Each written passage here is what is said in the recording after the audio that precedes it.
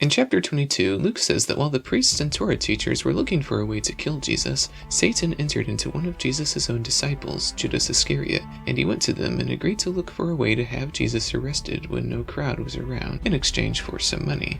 Jesus eats a Passover meal with his disciples, and during the meal, Jesus tells his disciples that he has been looking forward to sharing this meal with them, and that he will not eat another Passover meal again until the promise of the Passover is fulfilled. He shares a cup of wine with them and tells them that he will not drink it again until the kingdom of God comes. Then he breaks the bread and distributes it, saying, "This is my body given for you. Do this in remembrance of me." After the meal, he takes another cup of wine and says, "This cup is the new covenant in my blood, which is poured out for you." Now, when it was time for a man and a woman to marry, both fathers would negotiate the bride price, recognizing that the bride would be a precious loss to her family. Taking a cup of wine, the groom drank from it and offered it to the woman, symbolically saying that he wanted to make a covenant and would be willing to give his life for her. The woman sealed the engagement by drinking from the same glass. No doubt Jesus' disciples immediately recognized the imagery of a marriage proposal here, and they were able to picture the depths of Jesus' love, a love so deep that Jesus made a covenant with them and was willing to give his life for them.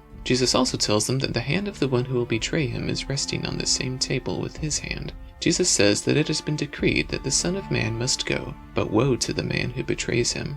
At this point in the narrative, Luke mentions that the disciples had argued about which one of them was the greatest, which is something that Mark and Matthew talked about at a much earlier point in their Gospels. But Jesus tells them not to behave like the Gentile kings who oppress their subjects while referring to themselves as benefactors. He says that the greatest must be like the youngest, and the ruler like the servant. Jesus says that he has set an example for them, as they're his closest friends, of how to be a servant. He tells them that he is giving them the kingdom that God has given him, and they will rule on 12 thrones. But then he says to Peter that Satan has asked to destroy him, but he says that he has prayed especially for Peter so that once he has turned back, he may encourage the others. Peter declares that he's ready to go to prison and to death for Jesus, but Jesus says, "I tell you, Peter, before the rooster crows today, you will deny 3 times that you know me."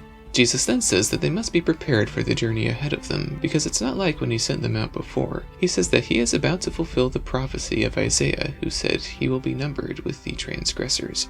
The disciples get distracted by Jesus mentioning of carrying a sword around for protection on this new mission, so they interrupt and say, "Hey, we've got 2 swords." And Jesus is like, "Well, that's enough of that." Jesus then takes them to the Mount of Olives.